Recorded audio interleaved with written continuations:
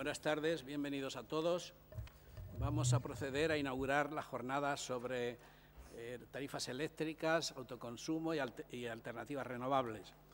Para inaugurar esta jornada contamos con la concejal de Medio Ambiente del Ayuntamiento de Albacete, en representación de la alcaldesa, que además reúne su condición de vocal de la Junta Central de Regantes de la Mancha Oriental, doña Rosa María González de la Deja. Cuando quieras.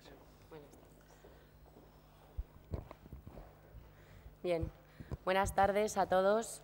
Muchas gracias a la Universidad de Castilla-La Mancha y a la Junta Central de Regantes de la Mancha Oriental por invitar al Ayuntamiento de Albacete a esta importante jornada en la que se van a abordar temas fundamentales para la Concejalía de Medio Ambiente y para el Ayuntamiento en extensión. Y bueno, pues desearos mucha suerte y que vaya todo muy bien. El regadío es una pieza fundamental del sistema agroalimentario español. Aporta más del 50% de la producción final agraria, ocupando solamente el 13% de la superficie agrícola útil de nuestro país. Una hectárea de regadío produce en término medio unas 6 veces lo que una hectárea de secano y genera una renta 4 veces superior, que además es más segura, permite diversificar producciones y aporta una elevada flexibilidad. Castilla-La Mancha cuenta con una extensión de regadío de aproximadamente 470.000 hectáreas y, a pesar del descenso en la extensión de los 2 últimos años, desde las instituciones, sin duda alguna, queremos fomentar el regadío como generador de empleo estable y cualificado, dado que permite una mayor diversificación de los cultivos, refuerza la industria agroalimentaria y los servicios asociados y fija la población en el mundo rural. Pero para ello, y ante la escasez de agua, las sequías cíclicas y los precios de la energía, se hace especialmente necesaria la búsqueda de la máxima eficacia y eficiencia en el uso del agua, con las tecnologías de riego más eficientes, asesoramiento, formación técnico al regante sobre las nuevas tecnologías, mejoras en las redes de transporte, mejoras en los sistemas de gestión administrativa y ello junto con una eficiencia energética para llegar a la denominada agroeficiencia. Un elemento muy importante para la disminución de tarifas eléctricas en la agricultura es el uso de las energías renovables y se debe allanar el camino para la implantación de estas importantes instalaciones. El Ayuntamiento de Albacete no es ajeno a las dificultades que administrativamente conllevan las instalaciones de energías renovables, dado que ha sido pionera en las instalaciones fotovoltaicas en la cubierta, en concreto para 10 de los edificios municipales. Pero para poder superar estas dificultades, desde las administraciones, sin duda alguna debemos trabajar coordinadamente y colaborar con todos los sectores implicados. Claro ejemplo de ello es la Agenda Estratégica de Innovación, elaborada por la Plataforma Tecnológica de Desarrollo Sostenible, y en cuyo acto de presentación, el pasado día 5 de junio, quedó manifiestamente clara la importancia de la investigación y de las nuevas tecnologías, así como de la necesidad de cooperación público-privada en el sector agrícola, destacándose que las claves para el desarrollo del trabajo de investigación deben ser la colaboración, el compromiso y la confianza, elementos que desde el Ayuntamiento de Albacete queremos transmitir en esta jornada que esta tarde estamos inaugurando. Muchas gracias.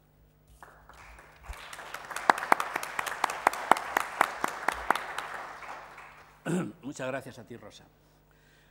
Contamos también en esta mesa con el vicerrector de Transferencia y Relaciones con Empresas de la Universidad de Castilla-La Mancha, el profesor don Pedro Antonio Carrión Pérez, que además es nuestro anfitrión, porque estamos en la universidad.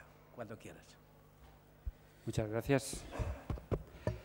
Queridos compañeros de mesa, ponentes, señoras y señores. En primer lugar, dar la bienvenida a este salón de actos del edificio polivalente Facultad de Farmacia dentro del campus de la Universidad de Albacete. La verdad es que estoy en estas jornadas por interés profesional. Lo que pasa es que, bueno, pues cuando se lo comuniqué a Francisco que quería venir como un asistente más, pues me pidió que acompañase. Por lo tanto, es más mi papel profesional que institucional el que me hace estar aquí. Y eso es debido, pues, al tema que se va a tratar. El tema que se va a tratar relacionado con la energía, con el regadío, con el aprovechamiento al máximo de esta, pues está muy relacionado con uno de mis campos principales de trabajo, que es la electrónica de potencia.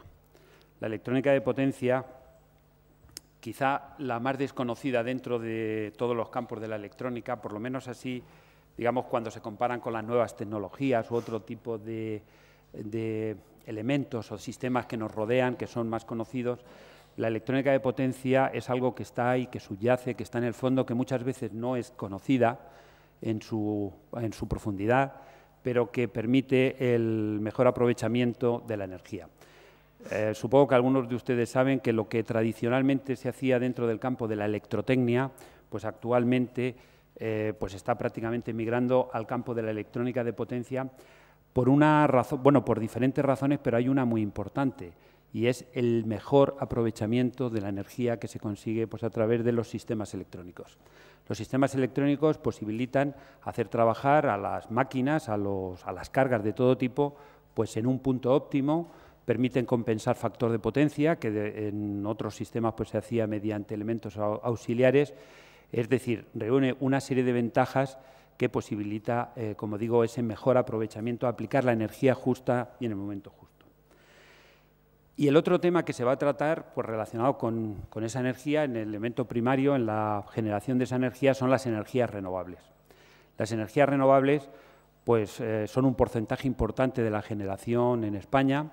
Es una aplicación o una forma de obtención de energía que yo diría que está casi todo por hacer. Yo me atrevería a decir en el campo de la electrónica, para aquellos que se asombran y que dicen hasta dónde hemos llegado, qué adelantos, esto parece que estamos tocando techo, ni muchísimo menos, ni en el campo de la electrónica de potencia está todo para hacer. Acuérdense dentro de unos años, no sé cuántos, eso no soy capaz de adivinar cuántos años será, pero cuando hablemos del grafeno, utilizado para la construcción de semiconductores y sistemas de potencia, o el carburo de silicio. Y en el tema de las energías renovables también, porque el grafeno también se oirá hablar de él en la generación, en la fotovoltaica. Y el mejor aprovechamiento de las máquinas, los motores asíncronos doblemente alimentados, etcétera, que se están utilizando en los generadores, posibilitará que en un futuro, ya digo, no soy capaz de predecirlo, pero quizá más corto de lo que algunos vaticinan, pues supongan pues, una ayuda importante en el tema que hoy nos ocupa. Comentaba hace un momento pues, que recientemente, se leyó hace unos días, hicimos un proyecto bajo mi dirección precisamente de algo que se va a tratar aquí, y es el aprovechamiento de la energía proveniente. En principio, el proyecto estaba concebido tanto para energía solar fotovoltaica como para eólica, y a partir de la energía disponible regular una bomba de extracción de un pozo para llenar una balsa y hacerle funcionar en todo momento en el punto óptimo. Nos hemos movido a nivel de simulación, no hemos tenido tiempo de hacer el montaje real, pero les puedo asegurar que el resultado obtenido es realmente interesante, y ese es uno de los temas que se van a tratar aquí. El no tener siempre disponible las fuentes de potencia infinita, que es como se considera la red. Cuando nos planteamos un sistema de energía de este tipo, estamos partiendo de fuentes finitas, limitadas y que además producen energía variable. ¿Qué se trata? Pues en el caso de bombeo de extracción, de aprovechar al máximo y hacerle trabajar a todo el sistema, no solo al convertidor, al motor, sino al conjunto, pues en las condiciones óptimas. Aprovechando el auditorio, pues tengo que hacer un poco de publicidad de mi vicerrectorado y me viene bien, voy a ser muy breve, simplemente indicar que en la nueva concepción del equipo de gobierno de la universidad se ha creado un vicerrectorado que se llama de Transferencia y Relaciones con Empresas, que es el que estoy al frente. Y en ese sentido, pues sí, ofrecerles una de nuestras competencias, el resto pues no las voy a comentar, tiene que ver con la transferencia de tecnología, que nuestros grupos de investigación, nuestros investigadores, pues tanto a nivel de patentes como simplemente de tecnologías, pues están en disposición, y de hecho así se hace, de transferir pues hacia el entorno, hacia las empresas, las instituciones, las comunidades de regantes.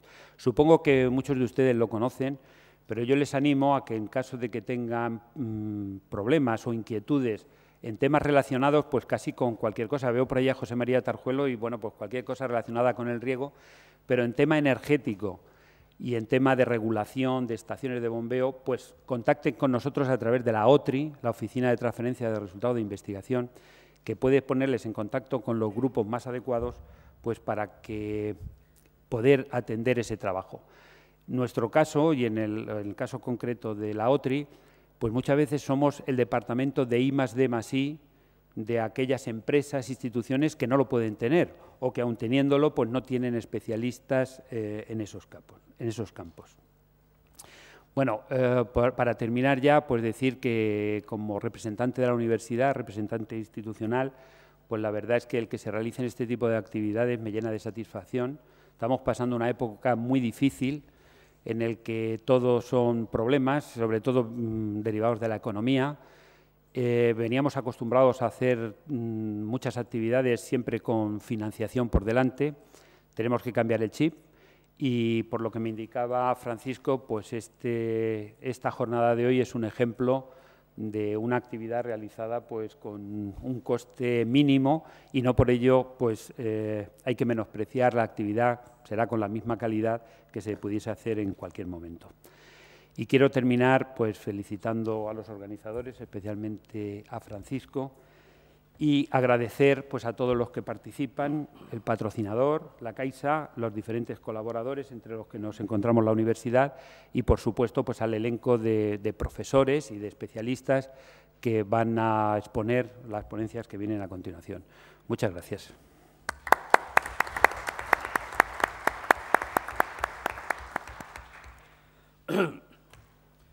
Bueno, pues una vez inaugurada la jornada, tengo que pasar a la presentación de la jornada y reiterar otra vez mi saludo y agradecimiento a los asistentes. Bien es cierto que por nosotros no ha quedado, porque sería más fácil decir a quién no hemos invitado. Hemos invitado a las entidades locales y ayuntamientos, a la Junta de Comunidades de Castilla-La Mancha, a la Administración General del Estado, las confederaciones, a los regantes, a las cooperativas, a las sociedades agrarias de transformación, a las empresas del sector, a las asociaciones de vecinos, a la prensa, a la universidad. Es decir, hemos invitado a todo el mundo. El que no haya venido, pues será que no ha podido o que no le interesa. Yo no me resisto a hacer un comentario, y es que yo esperaba ver en la primera fila a los padres y madres de la patria de Albacete, diputados y senadores a los que hemos invitado especialmente, y que me gustaría que estuvieran aquí para que vean por dónde van los intereses de los ciudadanos a los que representan luego en Madrid o en Toledo. Pero bueno, vale, ya está hecho el comentario. Después tengo que agradecer sobre todo a los que han participado en la organización, a nuestro patrocinador, la Caixa, que a pesar de que, como ya ha dicho el vicerrector, hemos hecho esta jornada con menos de 2.000 euros, pero la Caixa lo va a pagar, y luego han colaborado mucho y muy bien, pues DIN Energía, la universidad, por supuesto, Nexus Energía, la Asociación de Productores de Energías Renovables, la Asociación de Periodistas de Albacete, el CEDER de la Manchuela, el CENER, el Instituto de Energías Renovables, el CREA y el IDR, es decir, que muchos y muy buenos colaboradores. Gracias a todos ellos. Bueno, y ahora pues hay que decir que por qué hemos montado esto, porque la verdad es que este día y a estas horas apetece estar en otros sitios más que aquí, ¿no? Por lo menos a mí. La Junta Central de Regantes, que integra a más de 9.000 agricultores, riegan mayoritariamente de pozos. Nuestros regantes tienen unos 4.000 pozos que utilizan energía eléctrica para su funcionamiento. 1/3 de los costes de nuestras explotaciones es la energía eléctrica. Por lo tanto, eso justifica pues, que estemos aquí. Y aunque no es nuestro tema, porque nuestro tema es gestionar el agua, pues también es importante gestionar si vamos a ser viables en un futuro. La verdad es que hasta el 2008, pues la cosa estaba así en un ten con ten. Las compañías distribuidoras nos ofrecían una tarifa especial en la que de alguna forma había intervenido el gobierno, que nos ponía un precio especial pues del horario nocturno, de las 0 horas a las 8 y luego en festivos. A nosotros nos venía muy bien porque además regábamos cuando había menos evaporación y a las compañías eléctricas también les venía bien porque nos vendían el kilovatio cuando había menos consumo. Y hasta ahí pues todos más o menos bien. Pero a partir del 2008, cuando entra el mercado libre, pues nos encontramos que la verdad es que lo del mercado libre operó muy poco, operó un poco tiempo y sí, hubo un momento en que los kilovatios en esas horas de las 2 o las 3 de la madrugada podían salir muy baratos. Pero enseguida las grandes compañías eléctricas, que son muy pocas y están muy unidas, pues reaccionaron ante la nueva situación y se dio como resultado pues que aquella competencia y que el mercado libre pues desapareciera y no fuera a ningún sitio. Hay por ahí algún informe de la Comisión Nacional de la Energía sobre ese aspecto, diciendo que eso del mercado libre no era verdad. Lo que pasa es que es curioso, no se puede encontrar ese informe. Existe, se filtró, pero ni la Comisión Nacional de la Energía, ni el Ministerio de Industria lo tiene colgado en su página web. Yo lo he visto y parecía, pues no sé, pues que decía más o menos lo que todos sabíamos, ¿no? Lo cierto es que nuestra factura no ha parado de subir, sobre todo los peajes. Los peajes nos han subido un 580%. Es decir, de la factura que paga ahora mismo un regante, el 65% aproximadamente son peajes. Y lo que es la cuota de energía, pues ha subido sobre un 200%. Antes de esta subida del fin de semana, ya pagábamos la energía, el kilovatio más caro de toda Europa, junto con Malta y Chipre. Lógico que Malta y Chipre no tienen ni energía hidráulica ni nuclear. Pero ahora ya con esta última subida, pues supongo que ya los habremos superado ampliamente. ¿Qué podíamos hacer nosotros, los regantes? Pues ajustar las tarifas, ajustar nuestros consumos, bajar las cuotas de potencia en los momentos que no las necesitábamos y luego pues proponer el autoconsumo y la producción distribuida. Yo he de decir que hace sobre 4 años que estoy batallando en todo esto con el gobierno anterior en Castilla-La Mancha y que al final no conseguí nada, he de reconocer que no conseguí nada y ahora pues lo estoy intentando con este. No sé. Lo del autoconsumo es algo fundamental. Nadie da el dato exacto, pero según los más optimistas, que es la red eléctrica española, dice que en la distribución se pierde sobre un 16% de la energía. Hay quien llega hasta el 40%. Bueno, pues si esa producción se hiciera junto al consumo, en esa producción distribuida, yo estoy seguro, y espero que algún ponente me lo aclare después, que esas pérdidas serían mucho menores. No harían falta que pusiéramos bombillas especiales para ahorrar. Ahorraríamos más con nuestros motores de riego, ¿no? Esa es la producción distribuida, que se ha apostado por ella en todas partes, en muchos países de Europa.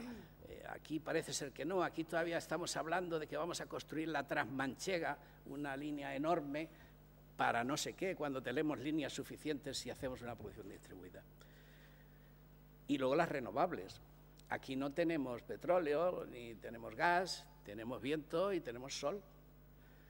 Hace poco leía un toque que nos da la Unión Europea sobre las renovables en España, que dice que por qué no potenciamos más las renovables, cuando países que tienen otro tipo de recursos fósiles las están potenciando, cuando además las renovables están ya a precios de tarifa y no hace falta primas. Los regantes ahora mismo ya no estamos pidiendo que nos den una prima por producir, esperamos que nos dejen producir nuestra energía. Y bueno, espero que, no quiero yo chafar ninguna ponencia, pero sí que tengo que dar un par de datos. Ese que he dado ya antes de las pérdidas de la distribución entre el 16 y el 40%. Y luego quiero hablar algo de las energías renovables. Castilla-La Mancha y concretamente Albacete somos pioneros en energías renovables, sobre todo en eólica. Hemos sacado mucho pecho diciendo que somos la primera provincia de España en renovables. Concretamente la provincia de Albacete hace un par de años tenía 2.000 megavatios de energía eólica instalados. Curiosamente, cuando preguntas en qué contribuye esa energía al PIB de Castilla-La Mancha, la gente mira para otro lado porque esas empresas pagan los impuestos en Barcelona, en Bilbao o en Madrid. Incluso el IBI que tienen que pagar a los ayuntamientos lo han negociado antes y le pagan un IBI reducidísimo. Bueno, pues insisto, esos 2.000 megavatios que hay instalados en Albacete, con los datos de una empresa propietaria de uno de esos parques que los presentó ante un juez, esos 2.000 megavatios producen unos beneficios después de amortización y antes de impuestos de 300 millones de euros al año. 300 millones de euros al año. ¿Saben ustedes lo que cobra la provincia de Albacete de ayudas de la PAC, que es una de las provincias que más cobra de Castilla-La Mancha? 120 millones de euros, frente a los 300 que generan de beneficios solamente las eólicas. Si, como pasa en otros países, ese beneficio que se genera en el mundo rural, esa riqueza que se produce en el mundo rural, se quedara en parte en la región, imaginaos el desarrollo rural. Eso sí que sería desarrollo rural, eso sí que fijaría la población al mundo rural, y no otras cosas que intentan contarnos. Y bueno, no quiero seguir más, pero quédense con esos datos. 120 millones de euros de PAC, por hablar coloquialmente, y 300 millones de euros de los beneficios de las eólicas.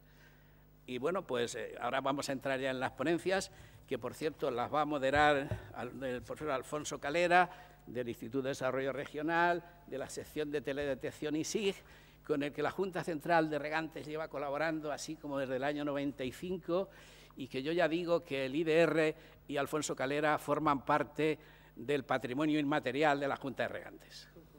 Muchas gracias.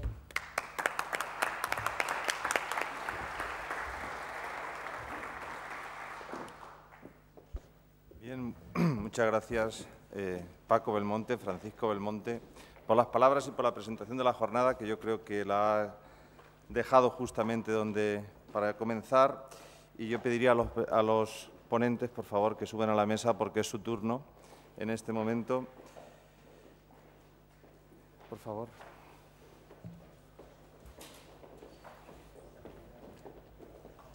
A ver, ponte en la esquina, deja a Paco Delgado en el centro. Vamos a... Yo no voy a usar el ordenador, entonces me puedo poner... ¿Dónde? Pues ponte aquí a mi lado. O aquí. No, ponte aquí, ponte aquí.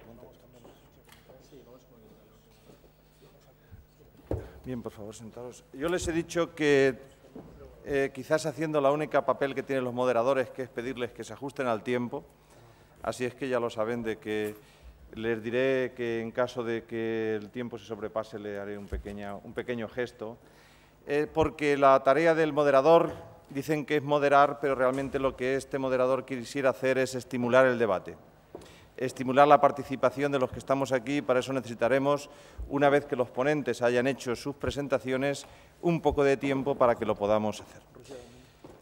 No sé si estamos ya casi, pues vamos entonces directamente, sin más preámbulos, a comenzar. Los ponentes tienen ustedes todos el tríptico y quizás presentarles, en principio, en orden inverso al que van a intervenir, y decirles que tal como se está en el programa de la jornada, el final será Francisco Javier Forte, presidente de la sección mini-eólica de la Asociación de Productores de Energías Renovables, que va a tratar de casos prácticos fuera de España de las energías renovables aplicadas al mundo rural. Francisco, por favor, identifica. Francisco Delgado, tenemos otro Francisco Delgado Piqueras, catedrático de Derecho Administrativo de la Universidad de Castilla-La Mancha, que va a tratar el marco jurídico actual para el desarrollo de autoconsumo. Está también con nosotros Javier San Miguel Armendáriz, director general de Desarrollo Estratégico y Negocio del Centro Nacional de Energías Renovables, CENER. Francisco, Javier.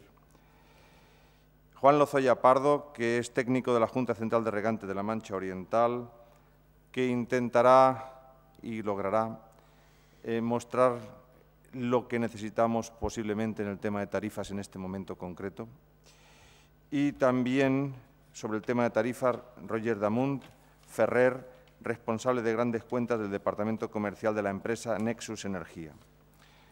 Bien, pues estos son los ponentes que están con nosotros y que, por tanto, ya directamente tiene la palabra Roger Damunt Ferrer, responsable de Nexus Energía, para hablar de tarifas eléctricas, dos formas de comprar energía. Roger, tiene la palabra. Muchas gracias.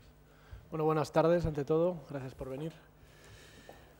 Yo vengo a hablar de un tema, digamos, que está muy vinculado, evidentemente, al consumo, pero es una forma algo innovadora, ¿vale? Por eso hemos titulado Tarifas eléctricas, dos formas de comprar energía, ¿de acuerdo? Estamos acostumbrados a una forma más o menos estándar, firma un contrato, paga unos precios y listo. Vamos a ver qué más posibilidades tenemos. Bueno, presento muy brevemente la compañía. Nexus Energía es una pequeña compañía sin dependencia de grandes corporaciones, ¿vale? Con pequeños accionistas de Alicante, Murcia, Cataluña, Aragón, Madrid, Galicia, etcétera, etcétera. ¿Vale? Somos un aglomerado de empresas, desde empresas instaladoras, energías renovables en Alemania, actualmente ya en Portugal, etcétera, etcétera. Y dado el tiempo que tenemos, me voy muy directo a lo que nos interesa. ¿Qué posibilidades tenemos a día de hoy a la hora de comprar la energía? Suministro eléctrico me refiero estrictamente. La opción tradicional, la compra por precio, ¿vale? Y la segunda, digamos, es una forma más innovadora, es una gestión estratégica, o sea, ver qué forma tengo de comprar la energía y no solo limitándome a firmar un precio y esperar el año que viene. La compra por precio, digamos, o el cliente contra la comercializadora. ¿Por qué el cliente contra la comercializadora? Porque, bueno, al fin y al cabo, una vez al año solicitamos precios, comparamos y vemos cuál es el mejor precio y con ese nos quedamos. Siempre puede haber esa pequeña diferencia, este me cae mejor, este me cae peor, este me trata bien, este no me trata tan bien, ¿vale? Esto requiere una gran estrategia de compra. Básicamente es comparar precios. Eso sí, tengo que pedir bastante oferta. Los que ya hayan hecho una negociación del estilo verán que no hay grandes diferencias de precio, o sea, puedo ahorrarme entre un 1 y un 3%. Si consigo algo más, quizás estoy ahogando a mi proveedor, sobre todo si no es un proveedor de estos que nos suenan a todos, ¿vale? Léase Endesa, Iberdrola, etcétera, etcétera, ¿vale? Y aquí un tema muy importante. Estamos atados de manos, estamos hipotecados por un dato, que es la fecha de negociación de nuestro contrato, ¿vale? Si nuestro contrato nos vence en septiembre, pues deberemos de negociar en julio o agosto, y julio o agosto es caro, ¿vale? O sea, deberemos de mirar, buscar el mejor precio, pero dentro de un momento en que los precios son caros, ¿de acuerdo? O sea, en resumen, no tenemos la posibilidad de ser protagonistas o de tener un papel activo en el precio de nuestra energía, ¿vale? Una descripción muy sencilla de lo que sería un proceso de valoración de ofertas, las dudas que nos acaban atacando cuando toca firmar un contrato, ¿vale? Y a veces llegamos a buscar, pues, una segunda opinión, ¿vale? Una ingeniería de confianza, ¿qué tal ese? ¿Has probado? Etcétera, etcétera. Firmas el contrato y prácticamente no podemos hacer nada más hasta el año que viene. La segunda parte, y aquí quizá me extenderé un poquito más, la gestión estratégica de la energía, o cliente y comercializadora contra el mercado. ¿Qué es el mercado eléctrico? El mercado eléctrico es complejo, vive de varias cosas, de lo que es estrictamente físico, de partes financieras, que no conocemos a día de hoy. Nos daban un precio, lo aceptábamos, lo pagábamos y hasta el año que viene. Vamos a ver como buscando, quiero huir de la palabra socio, porque quizás está muy desgastada, pero sí que la comercializadora pasa a ser o puede pasar a ser la herramienta para un consumidor, léase un regante o cualquier otro tipo de consumidor bajo media tensión, para acudir directamente al mercado, ¿vale?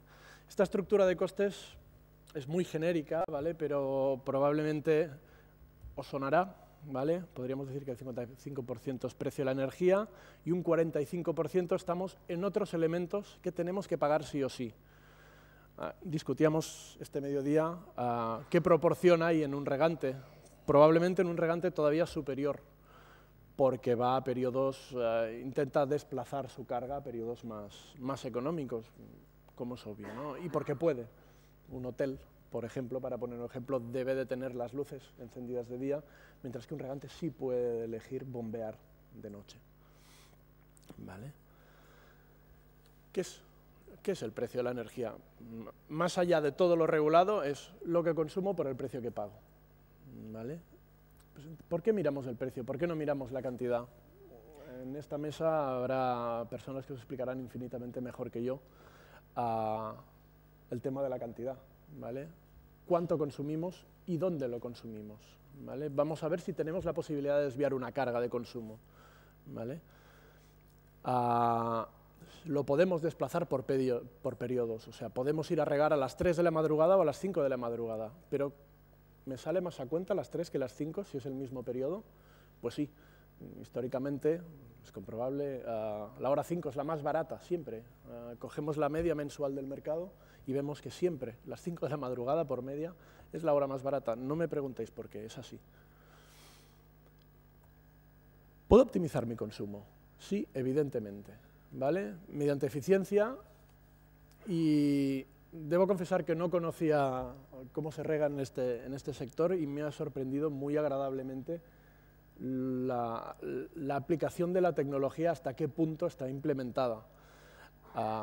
Con lo cual sobra un poquito hablar de eficiencia, pero en cualquier caso, o sea, eficiencia implica pues, mejorar en equipos, en tecnología, en control.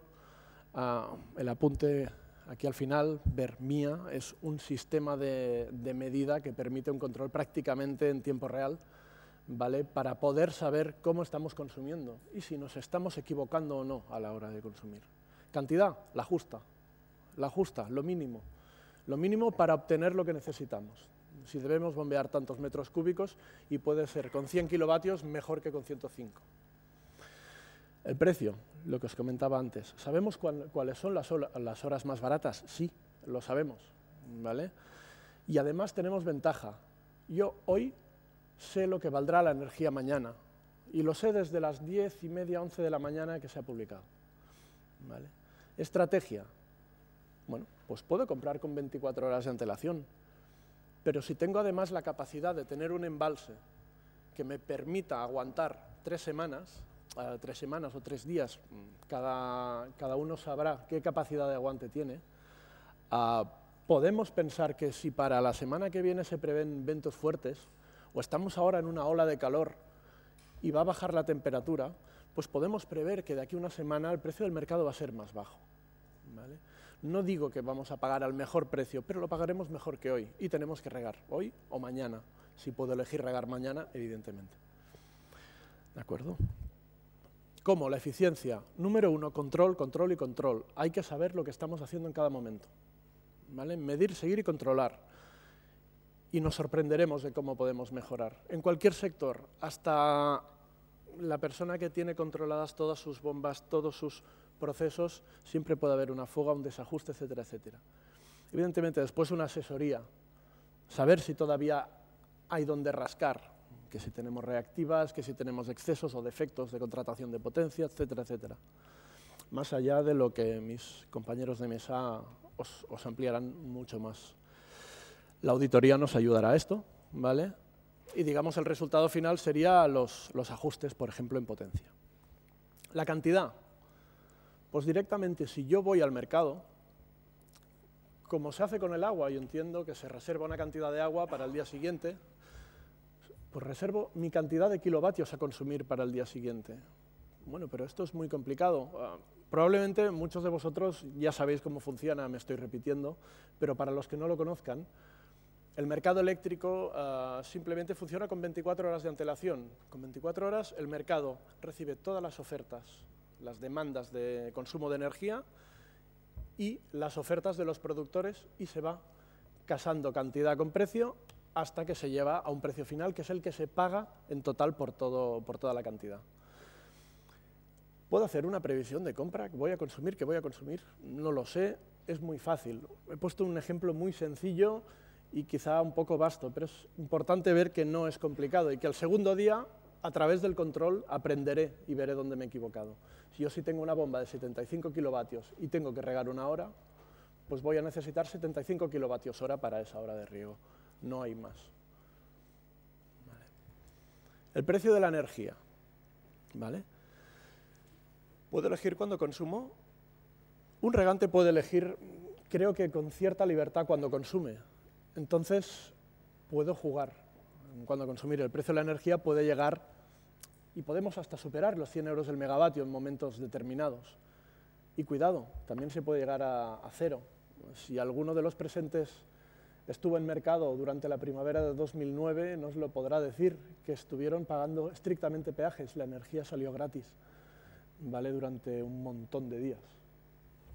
¿Vale? Vemos aquí a la izquierda un gráfico de la evolución en los últimos años. Este pico abajo fue la primavera de 2009, donde muchísimos consumidores a mercado tiraban cohetes cada final de mes. Sobre todo pasó desde diciembre hasta 15 de abril, donde se revertió en seco la evolución del precio de la energía. Desde entonces vemos un ascenso continuado, aunque desde entonces también tenemos bastante menos demanda debido a la crisis. ¿Cómo funciona el mercado? Lo que os comentaba, aquí veis un gráfico donde productores ofertan, cada uno según sus reglas, o sea, las reglas de oferta en un mercado no son las mismas para un productor en energía fotovoltaica que como para un eólico, un nuclear, un cogenerador, una hidráulica, etcétera, etcétera, ¿vale? Y los consumidores, básicamente las comercializadoras y grandes consumidores a mercado, ¿vale? No hay muchos, pero hay, van dando sus previsiones de compra de energía hasta que hay un momento en que se encuentran, y donde se encuentran, en ese punto de cruce, que es el precio marginal de casación, es al que se paga el megavatio hora para esa hora. Esto se produce para las 24 horas del día en el mercado diario. Este es el producto de esto es lo que podemos ver hacia las 10:30, 11 de la mañana cada día, colgada en la web del operador del mercado. Aquí vemos un perfil diario, no hay más, un perfil diario de lo que es un precio de mercado. La hora 5, aquí a la par con la 4, muy bien de precio. Vemos una punta a las 9 de la mañana, vemos una punta al mediodía y vemos una punta por la noche. Esto correspondería más bien a un perfil, casi os diría, de invierno. Un perfil de verano tendríamos el pico entre las 3, 4, 5 de la tarde, puntas de calor. ¿Vale? Aquí tenemos puntas de calefacción, más bien, aunque es del 21 de mayo. Pero el perfil se asemejaría más a un perfil de invierno. A modo estrictamente explicativo, esta es una matriz de precios, ¿vale? Publicada en ESIOS, y es lo que básicamente podemos entender con los colores dónde están las horas baratas, las horas caras. La zona más colorada pues es la más cara, la zona más amarilla es la zona más barata. Vemos que igualmente siguen siendo las horas nocturnas. Y los fines de semana. Estrategia. Antes he hablado mucho de estrategia, hasta he titulado esta parte estrategia. ¿Por qué? Porque la diferencia de firmar un precio fijo, saber lo que voy a pagar, sí, pero ya no poder hacer nada. Tener cierta capacidad de decisión sobre lo que yo hago requiere de una estrategia y de pensar un poco más allá, de olvidarnos de los 12 meses, 15 meses. Nos vamos a mirar más allá y vamos a ver cómo actúo día a día y a año o 2 años vista. ¿Puedo elegir mi momento de consumo? Sí, evidentemente. Me iré a comprar a las horas más baratas que pueda. ¿Sí con restricciones? Bueno, pues sí, puedo elegir qué horas consumo, pero tengo que pasarme. Pues iré a buscar las restricciones de, 1, horas más baratas, y 2, evidentemente, ir a buscar el periodo donde el peaje, porque no nos olvidemos, aquí sigue existiendo el peaje más allá del precio de la energía, también me favorezca. No. Pues si no puedo elegir mi momento de consumo, puedo hacer 2 cosas, o aguantarme y consumir cuando deba, o esperarme. Si tengo la capacidad de esperarme hoy y pasar mañana, pues puedo jugar un poquito con el precio. Si puedo regular el riego según el tiempo, sí. Si no hay lluvias previstas, aunque no vaya a llover en mi zona, o sea que tendré que regar, el precio va a bajar, pues me espero. Si va a hacer viento, me espero y riego cuando haya viento. Si hay una ola de calor la semana que viene, riega ahora, porque va a ser más caro la semana que viene. ¿Vale? El conocimiento del mercado nos toca el bolsillo directamente. Salto las coberturas. Básicamente, conocimiento y control, ¿vale? Tener la posibilidad de medir la energía, ¿vale? Y saberlo en tiempo real me puede proporcionar muchos ahorros. Aparte, reactiva, ajustes de potencia, etcétera, etcétera.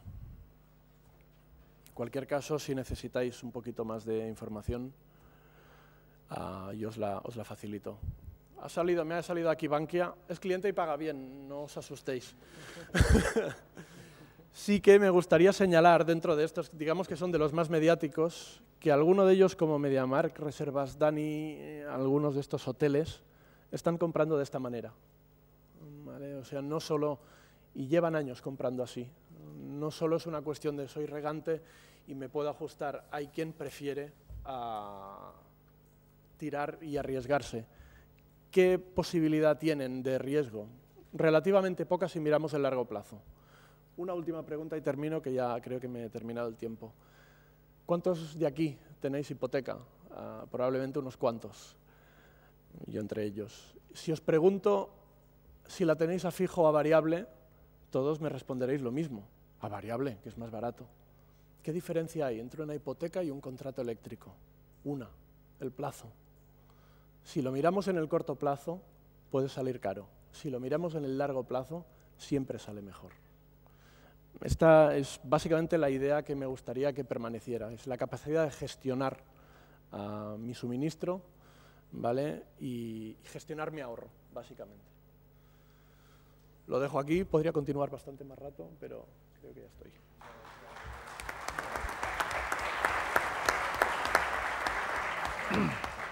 Muchas gracias, Roger. Juan Lozoya, de la Junta Central de Regantes, tiene la palabra para tratar un caso práctico de modularidad en la contratación de cuota de potencia.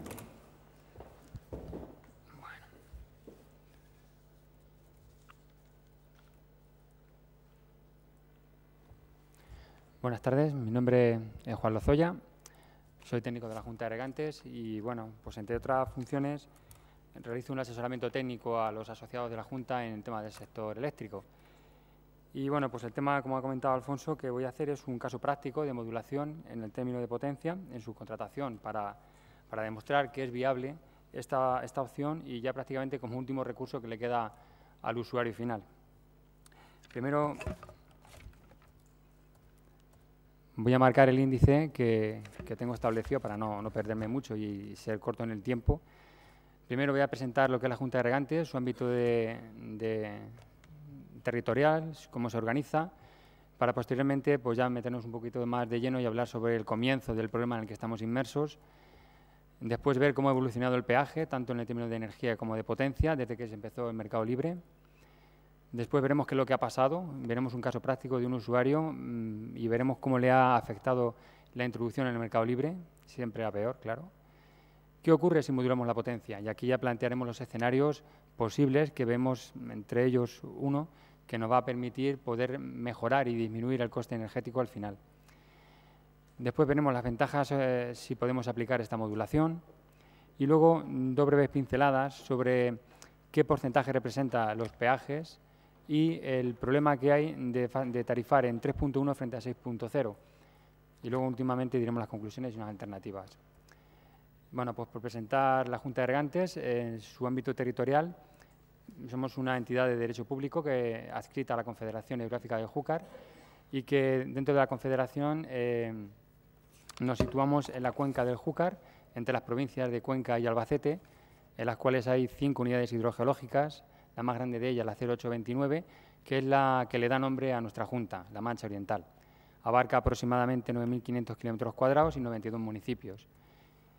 ¿Quién integra la Junta de Regantes? Pues tanto titulares individuales como comunidades de regantes, ayuntamientos, abastecimientos, urbanizaciones, usos industriales y ganaderos y otros usos recreativos. Como apuntó Paco al principio, rondan los 9.000 agricultores que representan el 90% de las aguas subterráneas, más o menos unos 4.000 pozos, que son los que realizan un consumo energético de 350 millones de kilovatios al año. Cifra que es importante tener en cuenta. Somos grandes consumidores. Bueno, ¿y cómo se inicia todo este problemilla? Bueno, pues el comienzo ocurre en el 2008, cuando por ley se obliga a que los usuarios de media y alta tensión pues pasen al mercado libre. ¿Cómo se les invita a que pasen? Pues simplemente aplicándoles una tarifa de baja tensión, que es del todo inaceptable en cuanto al recibo final que se produce, y se obliga a que la gente pues, bueno, huya y se pueda meter en el mercado libre. En esta gráfica básicamente queremos indicar cómo ha evolucionado el peaje desde el año 2006 hasta el 2012 y este número, el 600% ha subido o se ha incrementado el coste del peaje en el término de potencia desde el año 2006 al 2012. El peaje realmente, un poco por indicar, es el precio regulado por BOE que se aplica por disponer la energía en el punto de suministro, un poco para orientar lo que es el término de peaje básicamente. Y bueno, ¿cómo ha evolucionado el peaje? Tanto en el término de potencia como en el de energía, desde que empezó en el mercado libre. Pues estas dos gráficas son muy llamativas. Tenemos dos flechas ascendentes. En ningún momento se ha producido una bajada en el coste del precio de peaje publicado. En ningún momento. Entonces, ante esta situación, ¿qué es lo que ha pasado? Bueno, pues un usuario tipo, que es el ejemplo que aquí les planteo, pues en principio, en la gráfica, pues voy a intentar indicarles.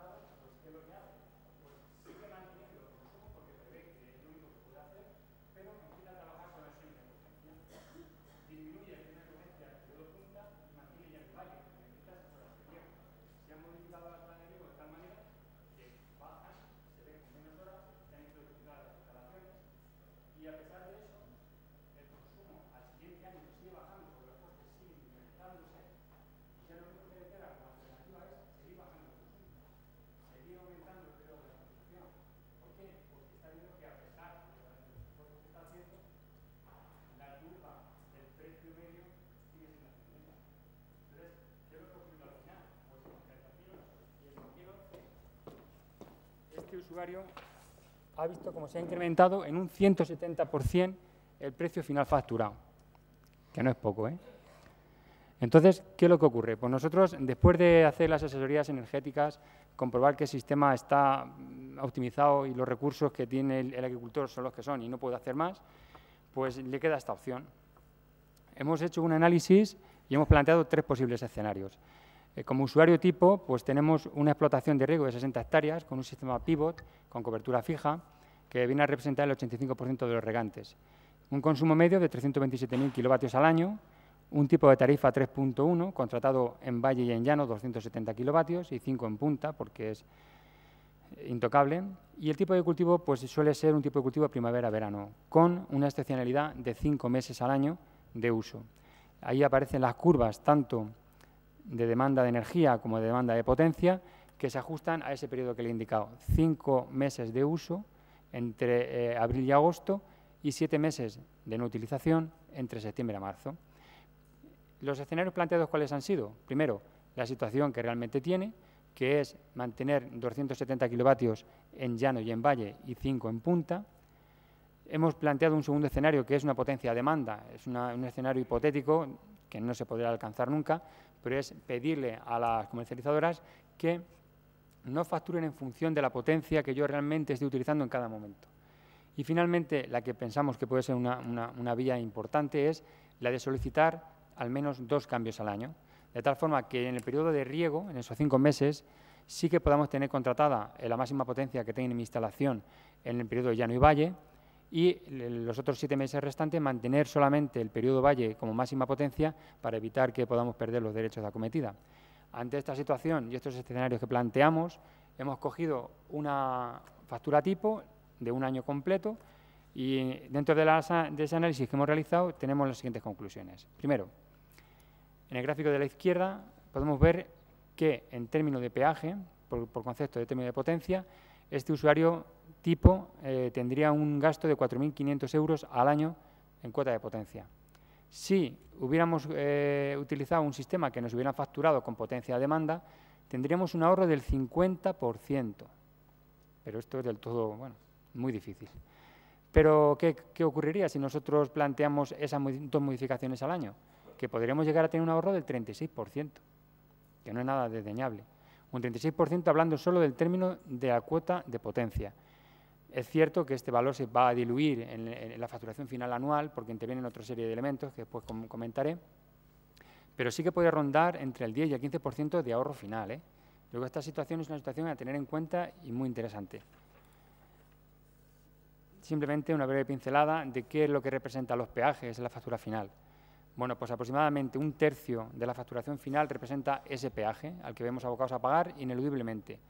Y el 50% aproximadamente son los costes de energía, en el cual está incluido el margen comercial, que seguimos sin saber cuánto es. No lo conocemos. El resto es impuestos y alquileres. Y luego, pues queremos hacer una breve punto de inflexión aquí, porque no le cuesta la energía igual a todos los usuarios de riego. Queremos hacer una llamada de atención a las tarifas 3.1 frente a las 6.0, porque, en principio, si la energía cuesta lo mismo producirla y distribuirla, haciendo un guiño al profesor Tarjuelo, la energía es tonta, la llevemos por donde la llevemos, al final va a costar igual donde llegue. ¿Qué ocurre? Pues si el 3.1 ahora mismo está pagando, en periodo Valle, que es el de referencia, 8,6 céntimos de euro el kilovatio hora. Y el que tiene tarifa 6.0 está rondando los 6,26. Hay una diferencia porcentual del 39, que es un valor no desdeñable, además de las horas de riego que es superior en la tarifa 6.0 frente a la 3.1.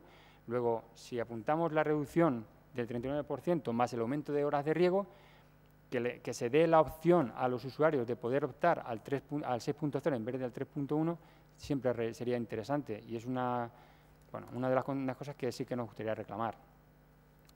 Finalmente, voy a indicar, si esto va, las conclusiones y alternativas que hemos propuesto en función de este estudio. Las voy a leer para que no se quede ninguna en el tintero. Primero, la modulación de potencia se contempla como alternativa viable para la optimización del recibo eléctrico. Hay un ahorro en el término de potencia del 36%, que se reduciría a un 10% en el recibo final, pero es muy interesante. Después sí es cierto que es necesaria una mejora en el tiempo de aplicación para realizar este tipo de trámites con las comercializadoras, porque luego si quieren lo podemos entrar más en profundidad, pero realmente el poder llegar a solicitarles a las comercializadoras que me hagan una modulación de potencia no siempre es fácil. Después, no siempre se realiza en el tiempo que uno prevé, es decir, de forma instantánea, sino que se realiza 1, 2 o 3 meses después, lo que supone que el recibo eléctrico se siga alargando a lo largo del año. Y modificar ese marco jurídico para que no sea solo potestad de la empresa distribuidora el poder garantizar esas modificaciones de potencia. Los datos que le he aportado antes sí que hemos tenido en cuenta incluso los costes por solicitar estos cambios, porque no son gratuitos. Vienen costando cerca de 90 euros con impuestos cada petición de cambio de potencia. Después sí queremos hacer un apunte, y es que haría falta generar confianza en este proceso de modulación, porque la asistencia a través del servicio telefónico o telemático no siempre es fácil, y mucho menos para los usuarios normales, que no están acostumbrados a debatir problemillas con la gente que está detrás del teléfono. Y, bueno, pues en última instancia, no discriminar a los regantes con criterios de tarifa y permitir al usuario final la elección de ese tipo, la 3.1 o la 6.0 en función de sus necesidades. Al fin y al cabo somos todos el mismo tipo de usuario final. Y realmente esto es una teoría de libre mercado, porque estamos en una realidad de un mercado condicionado, tanto en precio como en tipo de contratación. Y bueno, he ido rápido, pero es un poco lo que me han pedido. Y bueno, si tienen alguna duda o quieren ponerse en contacto con nosotros, ahí tengo los datos de la Junta, que gustosamente las atenderemos. Y muchas gracias.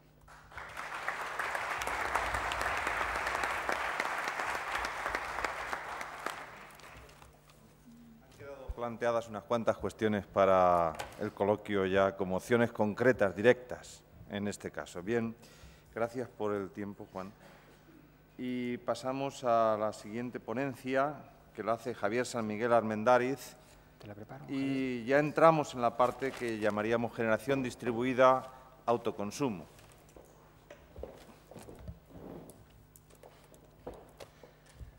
Bueno, buenas tardes a todos.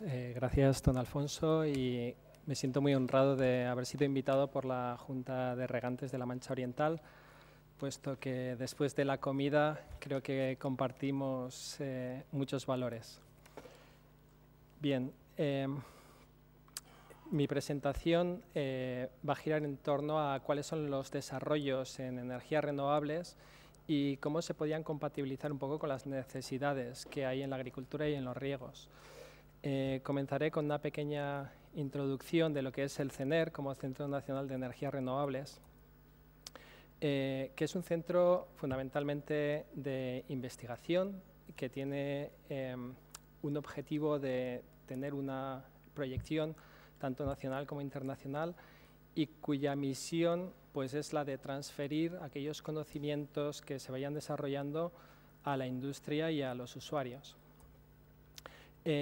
Trabajamos en diferentes áreas de energías renovables, pero fundamentalmente son la energía eólica, que como aquí resalto, pues es una energía madura, muy fiable y que está muy cerca ya de ser competitiva. La energía solar, tanto fotovoltaica como solar térmica, la cual la concebimos como una promesa presente de futuro.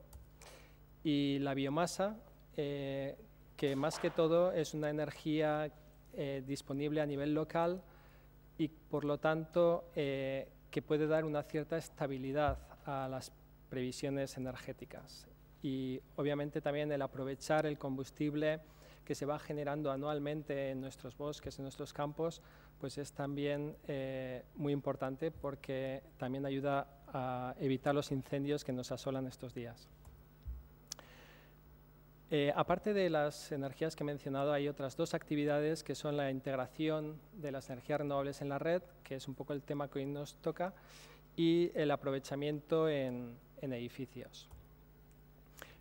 Nosotros tenemos 3 sedes, una dedicada al desarrollo en general de todas estas energías, un laboratorio de ensayo de aerogeneradores dedicado al desarrollo de nuevos prototipos y un centro de biocombustibles de segunda generación. Segunda generación, para los que no lo saben, son aquellos combustibles que no se generan con alimentos, sino a partir de cultivos específicos o desechos. La agricultura y renovables. Bueno, aquí he puesto un título que a mí personalmente me convence, que es trabajar por la vida. ¿Por qué? Para mí la agricultura tiene una característica fundamental y es que crea verdadera riqueza porque multiplica las materias primas que nos son de utilidad. Los procesos industriales modifican el valor de las cosas procesándolas, pero la agricultura verdaderamente crea. Entonces, las renovables de alguna manera también se alinean con esa sabiduría que nos muestra la madre naturaleza, y es que las plantas crecen a partir de la energía que reciben del sol. Las energías renovables generan energía eléctrica a partir de la energía solar. El viento, en definitiva, también es una forma de energía solar. Por lo tanto, es una forma, digamos, completamente consistente de desarrollar la riqueza de forma sostenible. Bueno, entonces, de las energías que me voy a ocupar hoy son de la energía eólica y solar, ambos recursos naturales que se encuentran en todas partes, particularmente agraciada es esta región en ese sentido, pero realmente esto ya ha sido reconocido en todo el mundo y hay un gran desarrollo de estas energías a nivel global que yo diría que en estos momentos es ya imparable. Nos estamos acercando a un momento interesante que es la convergencia en los costes de ambas energías. Y bueno, simplemente por darles una figura de referencia, 1 millón de euros por megavatio es una cifra en la cual posiblemente van a converger dentro de poco.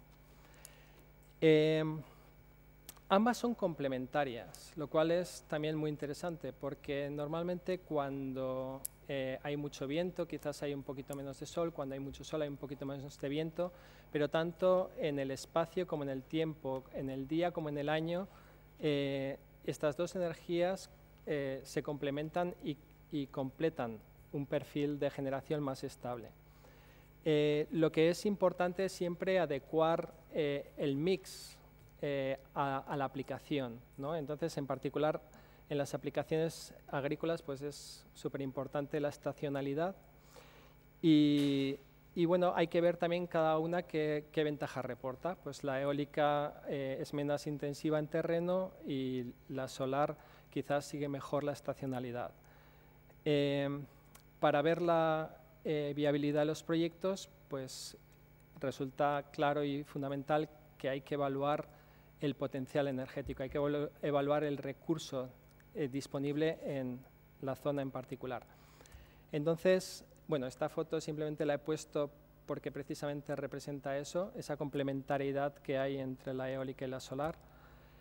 Viendo los recursos, hay herramientas gratuitas puestas a disposición por las administraciones nacionales, europeas, centros de investigación como el nuestro, en las cuales cualquier persona puede ir a los sitios web que por aquí apunto y hacerse un cálculo para un punto en concreto de la geografía de cuál puede ser la producción eólica o solar. Entonces, por ejemplo, aquí he mostrado el mapa y la herramienta que proporciona el IDAE, complementada con los gráficos que genera nuestra herramienta, accesible en nuestro sitio web. Y para un punto en concreto de la geografía de aquí de Albacete, donde está la manchita roja, simplemente poniendo los datos que corresponden a la curva de potencia de un aerogenerador en particular, bastante común en el mercado, en este caso es de 1,5 megavatios, pues me sale un resultado que son 4.739 megavatios y bueno, pues eso me da una idea de la producción total que puedo tener en ese punto en el año y de alguna manera saldrían las horas equivalentes disponibles. De la misma manera, el PV-GIS es una herramienta puesta a disposición por el Centro Europeo de Investigación y poniendo unos poquitos datos muy sencillos, también saca un informe final en el cual se calcula la producción anual que una cantidad relativa de módulos fotovoltaicos produciría en un cierto lugar. Entonces, bueno, simplemente como un caso práctico, ponemos 1,5 megavatios de eólica, 1,5 megavatios de solar y me sale pues una producción estimada para esta zona de unos 6.000 megavatios hora. Entonces, viendo un poco con el caso, bueno, obviamente esto ha sido una estimación que, bueno, resultará más o menos acertada, pero para una estimación, para una explotación media de 80 hectáreas, teniendo que bombear a 90 metros de profundidad y una potencia de bombeo de 147 kilovatios, me daría la posibilidad de bombear un caudal de 14.400 metros cúbicos al día. Entonces, esto para unos cultivos que pudieran demandar unos 5.000 metros cúbicos por hectárea, me daría un caudal total anual de 420.000 megavatios. ¿Esto al final en qué se traduce? Pues en una potencia consumida, que aquí me salía unos 100 megavatios hora, más eso solamente para el bombeo. Luego habría que hacer la impulsión para la aspersión, que sería un tercio más, 150 megavatios. Entonces, la conclusión, ¿cuál es? Pues que con 3 megavatios de potencia renovable podría satisfacer la necesidad de 40 explotaciones. Claro, esto es un cálculo sin tener en cuenta la estacionalidad, teniendo en cuenta que podría regular en un embalse muy grande. Bueno, eso no lo puedo hacer. Tengo embalses que me regulan unas cantidades más pequeñas, pero quizás sí que podría hacer es lo que vamos a ver a continuación, es participar en unas plantas renovables, tener una participación y yo recibir mi parte de energía que fuera la proporción que yo necesito. Entonces, ¿cuáles son esas posibilidades de de participar en energías renovables y sobre todo cuando estamos hablando de una agrupación de regantes, ¿no? Hay algunas agrupaciones de regantes en las cuales han decidido participar en el negocio de generación de promotores renovables. Tengo noticia de algunas asociaciones en Aragón. Y entonces, bueno, pues podrían compensar los ingresos con los gastos y de esa manera reducir sus costes, o también podrían derivar, si fueran una misma empresa, como autoconsumo, parte de la energía que ellos necesitan. Se podrían cerrar acuerdos bilaterales con promotores. Estos podrían ser particularmente interesantes si se pudieran hacer a través de una línea privada, porque obviamente entonces se evitarían los peajes, pero para hacerlo de esa manera habría que evitarse totalmente la conexión a la red principal. Finalmente, bueno, la optimización de instalaciones aisladas. Estas serían instalaciones completamente independientes que obviamente necesitarían algún tipo de regulación, que podría ser almacenamiento, o también podrían ser algunas regulaciones con baterías. Entonces estaríamos hablando de los sistemas tipo microred que veremos a continuación. Y finalmente el balance neto, en el cual bueno, se trata de un intercambio con la red que da la posibilidad de un almacenamiento virtual.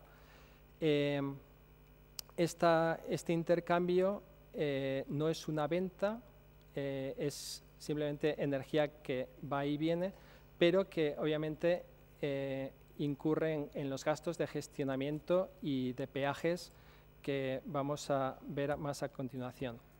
Entonces, como posiblemente casi todos ustedes saben, hay un proyecto de Real Decreto de balance neto en el cual se considera la figura del autoconsumidor. No es un productor de energía eléctrica, aunque vierta energía a la red, sino que se supone que intercambia energía en igual cantidad en los dos sentidos. Este sistema siempre se considera con un horizonte limitado, máximo un año y adecuadamente un año, porque los ciclos naturales de las renovables son de 12 meses y por lo tanto habría que luchar para que ese fuera el horizonte establecido. Y balance neto tiene la característica de que en todo caso siempre será limitado, porque esta energía intercambiada es una energía no controlada y por lo tanto puede poner en riesgo la estabilidad del sistema, y el operador siempre va a luchar para que tenga un límite. En este caso se plantea 100 kilovatios. No obstante, tiene ventajas. Es un tipo de generación distribuida que evita pérdidas en la red, disminuye las necesidades de líneas de transmisión y por lo tanto de esas inversiones, y evita almacenamientos físicos, evita la necesidad de baterías. Pero tiene las desventajas, como he mencionado, de que es incontrolada, imprevisible y por lo tanto pues, afecta a la estabilidad del sistema y dificulta su gestión. Obviamente el sistema pues, tiene un coste adicional, que es la que habría que pagar al gestor del sistema, y peajes que podrían llegar a ser bidireccionales. Vale, entonces el balance neto, cuando uno se lo plantea, si está limitado a su potencia contratada, para maximizarlo podría llegar a instalar más energía renovable de forma que llegara al límite de intercambio máximo. Lo ideal, desde el punto de vista del usuario, sería un contador reversible, de forma que la energía que yo vierto me fuera de vuelta en otro momento y mi resultado fuera neto cero. No obstante, es difícil aceptar esto como práctica generalizada, porque se penalizaría a aquellos usuarios que no participasen de ello. Esa es un poquito también la tesis de muchas distribuidoras, aunque bueno, habría que matizar porque el gran problema del balance neto está en los peajes. Los peajes es muy difícil definir cuáles son los peajes justos. En los peajes hay varios factores que contribuyen a ellos y solamente hay uno claro. Está claro que si la energía yo la genero aquí y la consume mi vecino, yo tendré que pagar por el peaje y el pago de la línea de distribución. Eso no lo discute nadie. No obstante, hay otros peajes que son más discutibles, como que tengamos que pagar por la capacidad de generación del sistema completo, por el coste del operador, por las diferentes primas. Y hay algunos que son criticables, como pagar pues, por los costes de la moratoria nuclear, déficits de tarifa, subvenciones relacionadas con combustibles fósiles, etc. En definitiva, el balance neto puede que al final no sea tan atractivo como la gente espera y, por lo tanto, puede que eso haga viable los sistemas de almacenamiento físicos, baterías o embalses. El almacenamiento es importante porque valoriza la energía que nosotros generamos al precio de contador y, por lo tanto, pues puede merecer la pena esa inversión adicional. En definitiva, hay